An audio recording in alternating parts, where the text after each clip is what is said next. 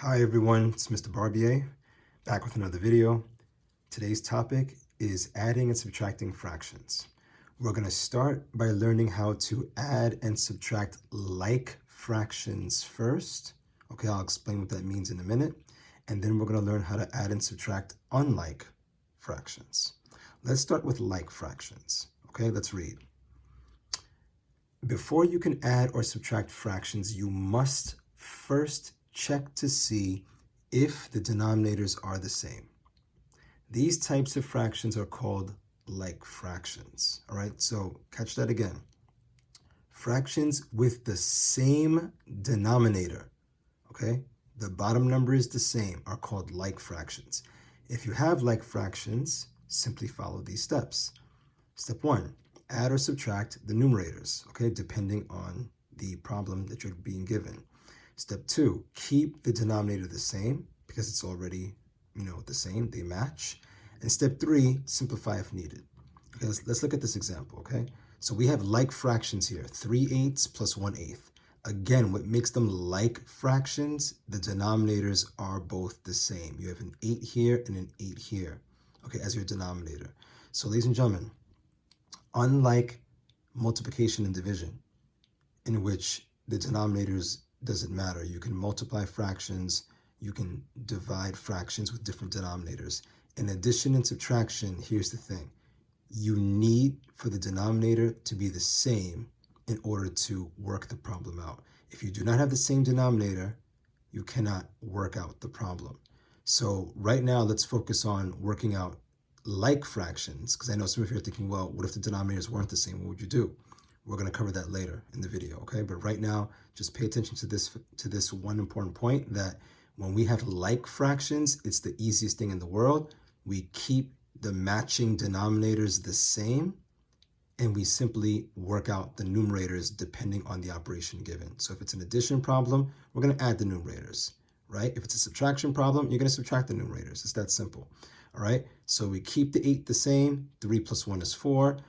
4/8 is my answer at first, but then I have to look and say, wait a minute, we talked about this already, right? 4 and 8, do they have a common factor? Yes, they do. As a matter of fact, use the greatest common factor so that we get the answer in one step.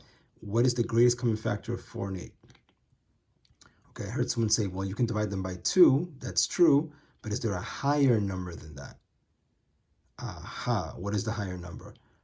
4, correct? Very good. Yes, 4 divided by 4 gives you 1, and 8 divided by 4 gives you 2. So that makes 4 the greatest common factor because it gives us our answer, our final answer in lowest terms in one step. Okay, so preferably when you reduce a fraction, you want to use the greatest common factor, right? Because it gives you the reduced answer, in the answer in simplest form in one step. Okay? All right, that's it. Ladies and gentlemen, let's take a look at some examples. So as you can see, first of all, let me just say this real quick. This is your, right, if we look back at the beginning, we have our learning objectives, right? Let's take a look at that real fast. Identify the steps for adding, subtracting fractions and mixed numbers. Recall how to convert mixed numbers and whole numbers into improper fractions and vice versa. That's a very important skill. We have to know how to convert mixed numbers and whole numbers into improper fractions and vice versa, meaning the other way around. All right, this is your do now, right? We're not going to do that during this video, but you know how to do this already. If you look at previous videos, right, we've learned these topics already. You should know how to multiply fractions by now. You should know how to divide fractions by now. If you don't, please look back at my other instructional videos to learn how to do that. All right, so that's for you to do. But here's the point I want to make very quickly. The steps for multiplying and dividing are different than the steps for adding and subtracting, okay?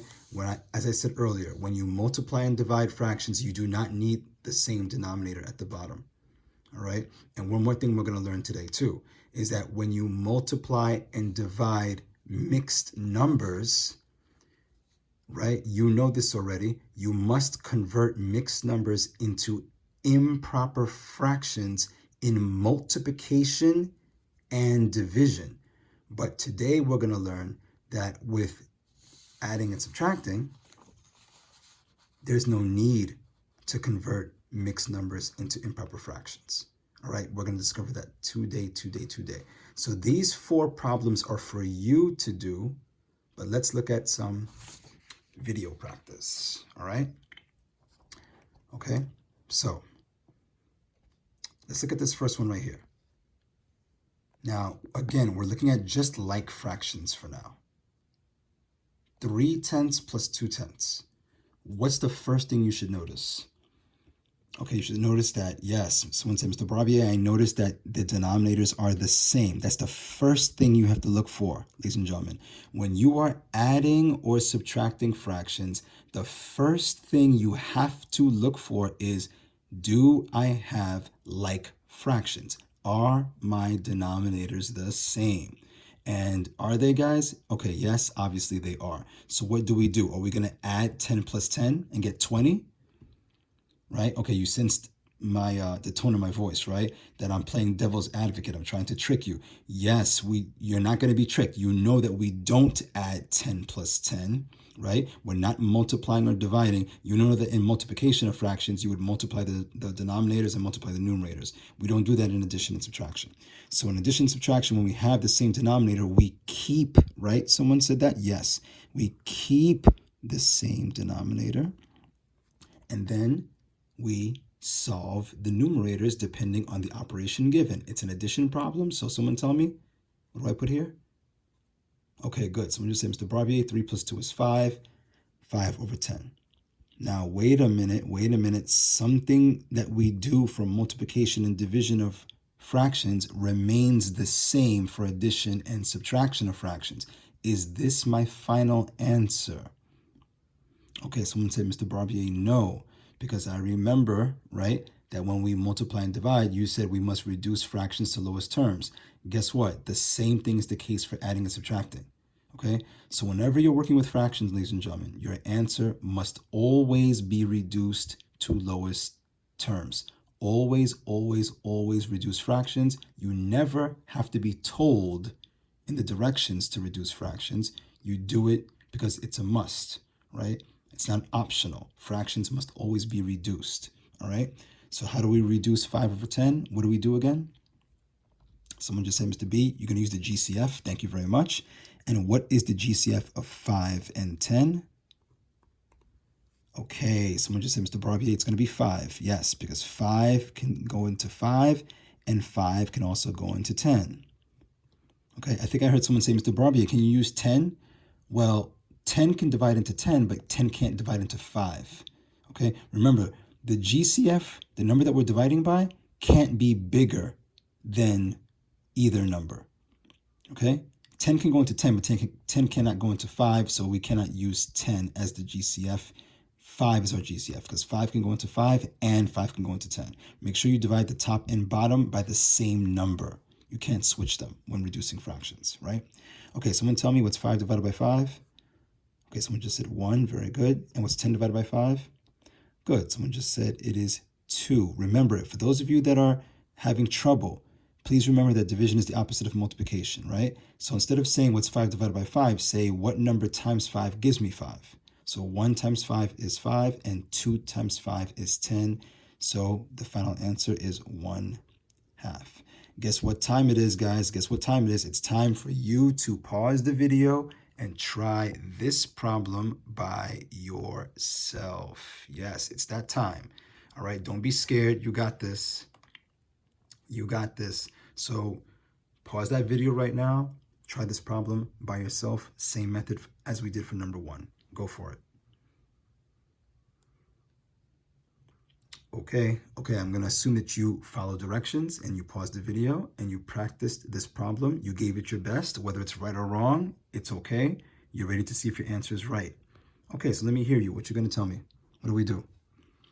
Okay, someone just said, Mr. B, we're going to keep the denominator the same because the denominators match. It's the first thing you have to notice, right? 18 here, 18 here.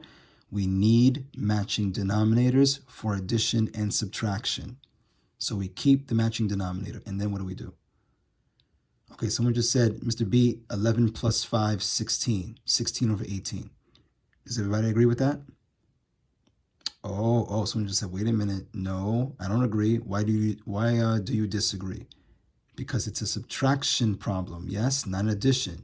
Look first, ladies and gentlemen. Look before you leap. This is a subtraction problem, not an addition problem. We do not add 11 and 5. We're going to do what? Okay, someone just said, Mr. B, we're going to subtract, right? So we're going to take 5 from 11 and get what now? Okay, someone just said it's 6. Very good. Okay, question. That's my final answer, right? We're done? Someone just said, no, Mr. Barbier, wait a minute. 6 and 18, they have a common factor. Really? Okay. So what is the common factor? What are we going to divide by? Someone just said 2 because they're even numbers. Okay, yeah, you could divide by 2. But can we go higher? Okay, someone just said, well, Mr. Barbier, what about 3? Because 6 and 18 are both in the 3 times table. We can divide 6 by 3 and 18 by 3. Okay, that's true. But can we go even higher? Someone just said, Mr. Barbier, what about 6? What about 6? Because 6 can go into 6, right? And 6 can also go into 18. You see, folks, do you see where knowing your times tables comes in handy? You see this? You see what I have been talking to you about all this time? That if your times tables aren't on point, you're going to have trouble with stuff like this, all right? Someone tell me, what's 6 divided by 6? Okay, someone just said 1. Very good. And 18 divided by 6 is... Okay, good. 3, because 3 times 6 is 18. So the final answer is 1/3. Good. If you got that answer right, give yourself a pat on the back. You did great. Oop, just noticed my video wasn't even all the way around. If you got that answer right, give yourself a pat on the back because you did awesome, awesome, awesome. Great job. Okay, now let's move on to another problem. Again, pause the video, ladies and gentlemen, and try number 3, okay? Try number 3. 7/9 plus 2/9. Pause the video, go for it. Okay, you've unpaused the video, and now you're ready to see if your answer is right. So somebody talk to me, somebody who hasn't spoken up yet, let me hear you. All right. Someone just said, Mr. Barbier, let me try. Good. I like to hear that. Let me try is what I love to hear. What are we going to do? All right. She said, well, we're going to first notice that the denominators are already the same, so we keep it. Very good. And then, okay, someone just said, well, 7 plus 2 is 9, right? Yeah. So here's my question to you. 9/9. Final answer? Okay, someone said, well, Mr. B, I think we can reduce that, but I'm not sure what to use. Should we use 3? Should we use 9? So my question to you is this, right? Do you notice that it's the same number on top of itself? There is a very important thing we must always remember when you see the same number over itself. What do we have to remember when we see a number over itself as a fraction? Someone just said, Mr. Barbier, anytime you see a number over itself, it is equal to a whole number 1. Yes, and yes. So folks, make that very clear to you. It doesn't matter what the number is, whether it's 9/9, 20/20, 100/100, it doesn't matter what number it is. The only exception is 0/0, okay? 0/0 is not equal to 1. All right, now you might say, well, what is it equal to? Well, let me just hold that to another video because the answer is more complex than you may think. But let's just leave that alone. But just know that 0/0 is not equal to 1, but anything else and everything else over itself is equal to 1. So the final answer is 1. All right. So please do me a favor. Anytime you get an answer where it's a number over itself as a fraction, you must convert it into 1 whole. You have to. Okay. Don't leave it as 9/9. All right. Guess what? Once again, let's pause that video and try number 4. Okay. So everybody give number 4 a try. Hold on a minute. Sorry. Gotta get my camera straight. All right. Let me zoom in a little bit. Okay, there's number 4. Pause the video, go for it.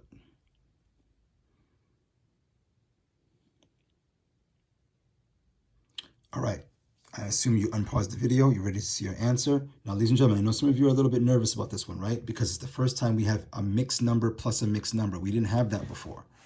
Okay, that's not a problem. But I always want you to challenge yourself, guys. I always want you to challenge yourself. Never be scared of trying. Very important to try, okay? Very important to try. Hold on, let me just reposition my book. I'm getting a little antsy right now. Okay, I'm trying to just get this straight. Thank you. All right, thank you for your patience there. All right, someone talk to me. What do we do? Okay, someone just said, Mr. B, well, should we handle the fractions first? Yeah, I like that idea. Let's do the fractions first. Let's ignore the whole numbers. Fractions first, whole numbers second. So tell me. Okay, someone just said, well, it's 7 and 7, so we keep the 7 the same. On the bottom. And then 6 plus 1 is 7, right? Yeah, of course. You know it's 7. You don't need me to tell you that, right? Now, I know some of you are thinking, wait a minute, Mr. Barbier, wait a minute. We just did a problem where you had 9 over 9. Okay? So if we had a problem where it was 9 over 9, we got 7 over 7 again. So didn't you just say that any number over itself is equal to 1? Didn't you just say that? Yes, I did just say that. I did just say that. And wait a minute, but you know what? Let's take care of the whole numbers real quick. 5 plus 4, what do we get right here? Okay, someone just said 9. So we have 9 and 7/9. But ladies and gentlemen, we can't leave that the way it is. Nope. Because we know something about this, don't we? We know 7 over 7 equals what? Equals 1. Thank you. So you might say, well, what do we do, Mr. Barbier? Well, if this equals 1 and this is a 9, we take the two numbers and someone tell me, wait, let me put it like right here. This is 9 and this gives me 1. So guess what? We're going to take these two numbers and add them. Yes. What is the final answer, somebody? Someone just said it is 10, Mr. Barbier, because 9 plus 1 is 10. There it is. Very good. So folks, guess what? That's how we do like fractions. Like fractions, where the denominator is the same. What do we do for unlike fractions? Okay, let's take a look at that. So let's read.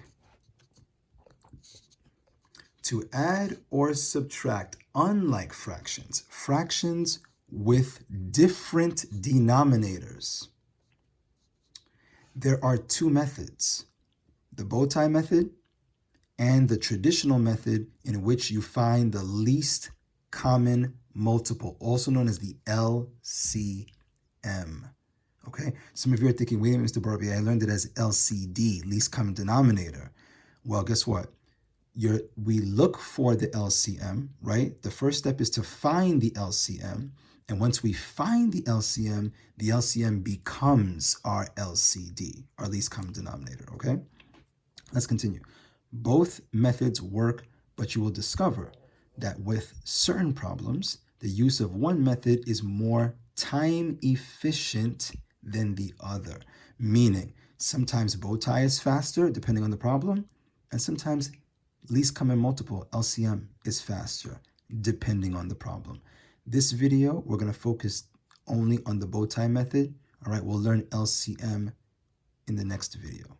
All right, so for now, let's focus on the Bowtie method. Here we go.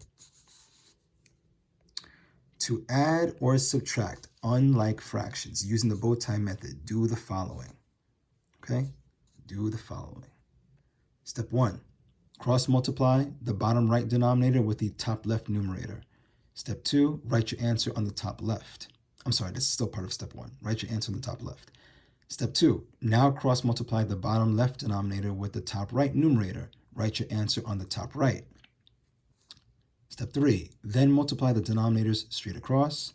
Write your answer at the bottom of the fraction line as the denominator, okay? So that's going to be your new denominator. And then step 4, add or subtract the numerators and keep the denominator the same. Okay, step 5, simplify if needed. Okay, let's take a look at an example. Here's the example, okay? 2/5 plus 3/4. Notice that they are unlike fractions. What makes them unlike? Different denominators. One is a 5 and one is a 4, okay? Again, as I told you before, your first step always is to look at the fraction problem and say, okay, am I adding and subtracting? Yes. Do I have the same denominator? Oh, no, I don't. If I did have the same denominator, I already know what to do, right? I keep the denominator the same and I add or subtract the numerators. But these are unlike denominators. These are unlike fractions. The denominators are different. So what do? Let's do it. Step 1, cross multiply. Now, what do we cross multiply? Do we cross multiply everything? What we do is we cross multiply the 4 to the 2 and the 5 to the 3. You know me by now. I love to draw arrows, right? I love to make boxes. In this case, I'm making circles. So circle the 4, arrow the 2, circle the 5, arrow the 3, and we're going to multiply, cross multiply, okay? So watch this, right? 4 times 2 gives me 8, right? 5 times 3 gives me 15, and we drop the plus sign down the middle. And then what do? Multiply the denominators across, right? So 5 times 4 gives me my new denominator, 20. Now you might say, Mr. Barbie, where did that long bar come from? Basically, we took the two small fraction bars and we connected them into one long fraction bar. All right, that's what we did. Okay, so let me show you that again. 5 times 3, 15. It goes on the upper right. 4 times 2, 8. It goes in the upper left. Draw your long fraction bar. All right, whatever the operation symbol is, notice it's plus. We keep the plus the same. Keep the plus right there. 5 times 4 going across, right? Multiply denominators across. 5 times 4 is 20. That goes in the bottom. And now simply look. Add or subtract the numerators and keep the denominator the same. So 8 plus 15 is 23. We keep the denominator 20. And since we have an improper fraction, please convert the improper fraction into a mixed number, 1 and 3 over 20. Again, in case you're forgetting how to do that, it's very simple. You divide 20 into 23. So we say 20 can divide into or go into 23 one time, right? Only once. With how much left over? Obviously 3 left over. The 3 left over goes on top and the denominator always stays the same. Okay, let's again, let me say this really quick. You have classwork problems for unlike fractions. But guess what? I'm not doing it for you. We're gonna do video practice instead. Sometimes I'm generous, guys, and we do the classwork in the video. Today, I want you to do the classwork yourself, but we'll do some video practice, all right? So that you can get this down. All right, here we go. Look at this one right here, number 5. 4/5 plus 1/2. First thing you should notice, the denominators are different denominators. That's the first thing you must notice, ladies and gentlemen. Look before you leap. Do you have different denominators? Yes. Can we solve an addition or subtraction of fractions problem with different denominators? No. Okay? No. If it was multiplication or division, yes, the denominators don't matter. In addition and subtraction, they do matter. Okay? Please drill that in your brain. Write that down in case you think you're going to forget. Write it down. Please write it down. All right?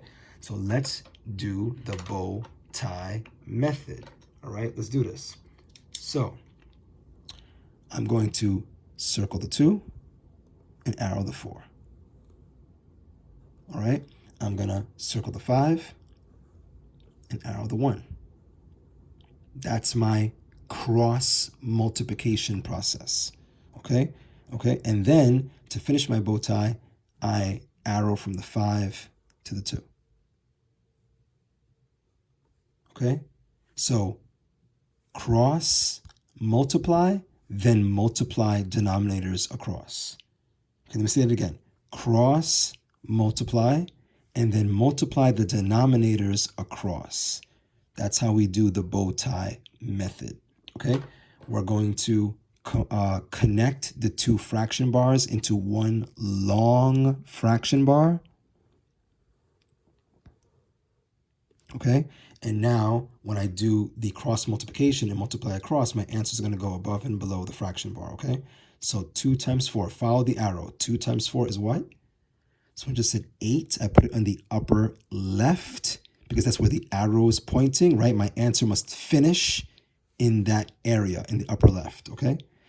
5. As a matter of fact, if it makes you feel more comfortable, you see this? 2 times 4, 8. If you want, you can put the 8 up here real fast, real small, real quick, right? If that helps you, right? 5 times 1 is what?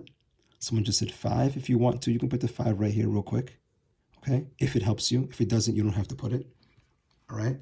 And now the 8 goes here, the 5 goes here, and then keep the plus sign. Whatever the operation is, we keep the operation. If it's a subtraction symbol, you keep the subtraction in the middle. If it's an addition symbol, you keep the addition sign in the middle. Now, what's the denominator going to be? Okay, someone just said you multiply the denominators, right, Mr. B? So what 5 times 2 is? Someone just said 10, and we put that on the bottom. So remember, ladies and gentlemen, each arrow represents multiplication, okay? 2 times 4, 5 times 1, and then 5 times 2. Each time I draw an arrow, I am multiplying. What do I do now? Okay, someone just said, Mr. B, we're going to solve the top and keep the bottom the same. Exactly. So I keep the bottom the same. The bottom is already given to me. The denominator is already there. And someone tell me 8 plus 5. Very good. 13. This answer is a correct answer. There's nothing wrong with it. Nothing wrong with improper fractions. However, I would also like you to give me the mixed number. So somebody give me the mixed number. What's this going to be as a mixed number? Okay, someone said, Mr. Barbier, didn't you say that we divide the denominator into the numerator? So how many times is 10 going to 13? Okay, someone just said 1. Yep, 1. And what's my fraction going to be? Okay, someone just said, well, 10 goes to 13 once, but with a remainder of 3, right? So 3 over what? Okay, someone just said, don't you keep the denominator the same? Yep. And there it is. Okay, so this answer is right, and this answer is right. They're both right. Okay, they're both right. 13 over 10 and 1 3/10. Guess what time it is, guys? Guess what time it is? It is time to do a problem by yourself. That's right. Here it is. So you know what to do, right? This ain't your first rodeo. You know what to do. Pause that video and do this problem by yourself. Do it.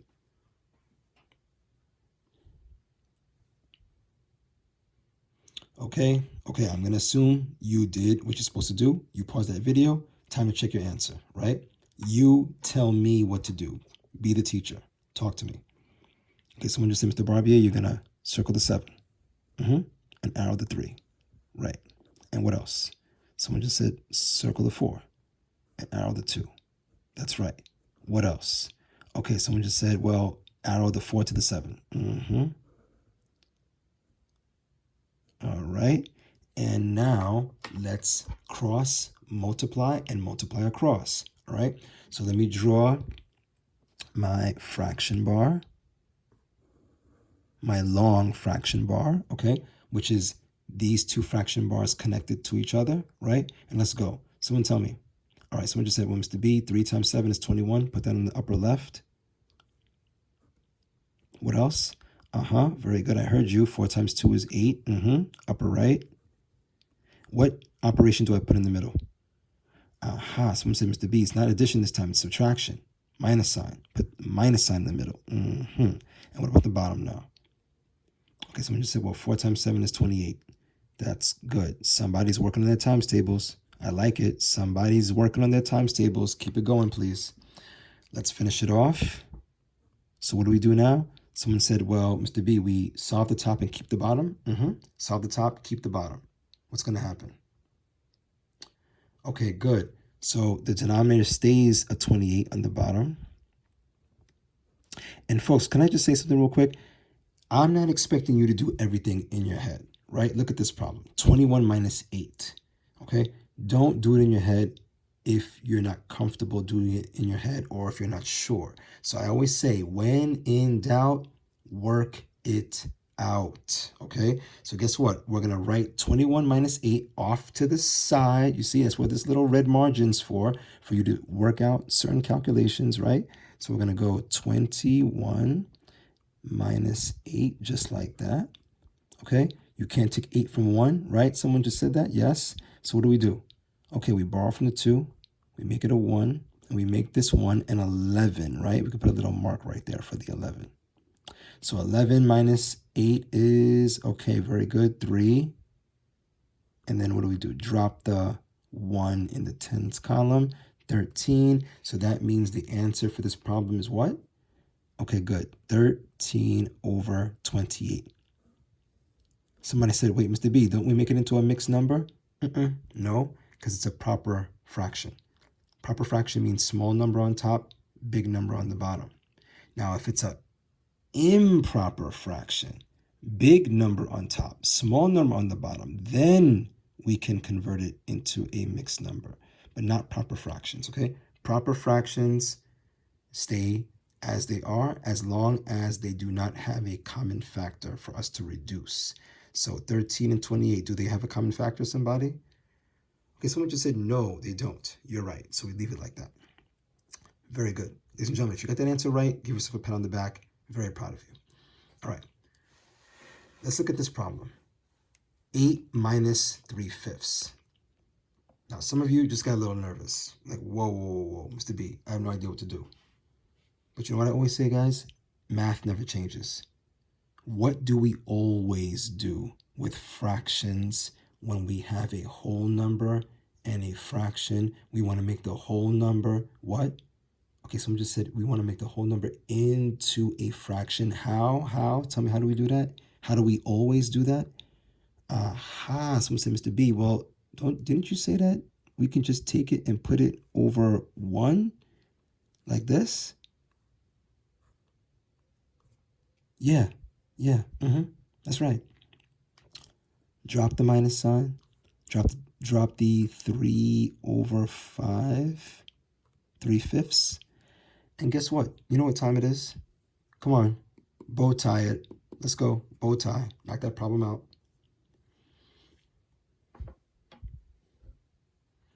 Okay. If you paused that video and you did it, great. If you didn't pause that video, not good, okay? Not good. I want you to work on it yourself. Always practice, always practice, always practice. Okay, so somebody said, Mr. B, I got this. This is quick and easy. So, all right, let's do it. Circle the 5, arrow the 8. Circle the 1, right? Arrow the 3. Let's go. Let's knock this out. Lickety split. So someone just said, Mr. Barbier, 5 times 8 is 40. Put that on the upper left. I heard you. What else? Okay, 1 times 3 is 3. Put that in the upper right. Drop the minus sign in the middle. What about the bottom? Okay, someone just said, wait, don't forget to multiply 1 times 5 to put the bottom number. You're right. That's going to give you what now? Okay, someone just said it's going to give you 5. Yes. Okay, finish it off. Finish it off. What do? Okay, someone just said, Mr. Barbier, saw off the top, keep the bottom. I got you. So what's 40 minus 3? Okay, someone just said, well, I just counted it down with my fingers from 40 down 3 places and got 37. That's right. 37 is right. Keep the denominator 5. And ladies and gentlemen, as long as you don't see any common factors between 37 and 5, this is the correct answer. But I just told you, what do we do also? Convert this into a what? Okay, someone just said, Mr. B, convert it. You said to convert it also into a mixed number. That's correct. And folks, let me remind you how to do it one more time. When you want to convert a fraction, improper fraction to a mixed number, please remember one very important thing. Every fraction is really a division problem. This is a division problem. So we're going to divide 5 into 37. You can also say 37 divided by 5, right? You know your 5 times table. I know you know it. How many times does 5 go into 37? Okay, someone just said 7 times. That's right, because 7 times 5 is 35. So I'm going to write a big number, 7, okay? And now tell me, what's the remainder? Okay, the remainder is 2 because 37 minus 35 is 2. The 2 becomes the what? The numerator, and the denominator. Yes, someone said, Mr. B, didn't you say the denominator always stays the same? So the denominator is 5. Both of these answers are correct. This is correct. This is correct. All right? Now, ladies and gentlemen, last problem. What happens when you have a mixed number plus a mixed number? What do we do there? Well, what we do is what we did earlier when we had two mixed numbers and we had like fractions. We ignore the whole numbers for now. Ignore the 12, okay? And ignore the 3 and only pay mind to the fractions for now, okay? So when you're doing number 8, we're going to write 3/8 and we're going to do 1/2. And for now, ignore the whole numbers 12 and 3. Just solve this. Now, I know you know how to do this. So guess what? You know what time it is. Pause that video. Solve that. Let's go. Bow tie it up. Let's go. Okay, you unpause the video. You're ready to see if your answer is right. So someone walk me through it. Okay, someone said, Mr. B, well, circle the 2, arrow the 3. Circle the 8, arrow the 1. Okay, and then arrow the 8 to the 2. Yep. Okay, let's draw that long fraction bar.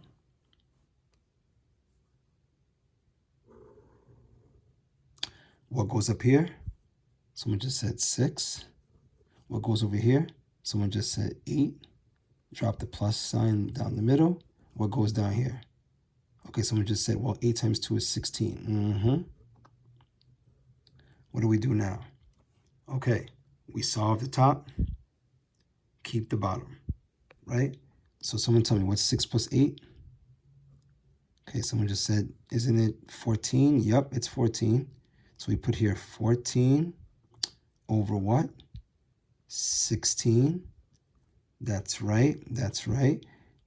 Don't forget, we still have the 2 whole numbers up here. So let's add those 2 whole numbers now. What do we get? 12 plus 3 is what? Someone just said that's 15, Mr. B. Okay, good. 15 is right. So here's my question now. Is my final answer 15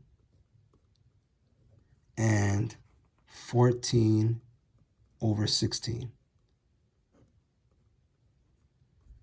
Someone said, no, Mr. Barbier, because wait a minute, 14 and 16, I think they have a common factor. You would be right. They do have a common factor. What is it? Okay, someone just said 2. Let's divide by 2. Question for you. Do we ever divide the whole number by the same number that we're dividing the numerator and denominator by? Ever? Do we ever do that? Okay, someone just said, no, we do not. The whole number will always remain the same. Thank you for saying that. The whole number will always remain the same, and we only reduce the fraction part of a mixed number. Very good. What's 14 divided by 2? Someone just said 7. And what's 6 divided by 2? Someone just said 8. And guess what? Final answer. There it is. Okay, ladies and gentlemen, guess what? You did great today. You did great today. You killed it. You killed it. You killed it. You killed it. I appreciate you. I do. So guess what? Now you know how to do your classwork. All right? You have 4 problems here, 4 like fractions. Okay? You have 4 problems here, 4 unlike fractions for classwork. And you don't get off that easy. You got right here for homework, adding, subtracting fractions, 1 homework. You have 8 problems to do. All right? You got this. This is easy. You got it. I know you got it. And in the next video, we're going to learn for adding and subtracting fractions 2, we're going to learn the LCM method. Okay? All right. So, ladies and gentlemen, there it is. There it is. You got this. You proved to me through your video practice that you can do this. You are ready to knock out all these problems. All right, ladies and gentlemen, so keep being great. Okay, I know you're great. You need to know it too, because you are. And I'll see you in the next video. Take care.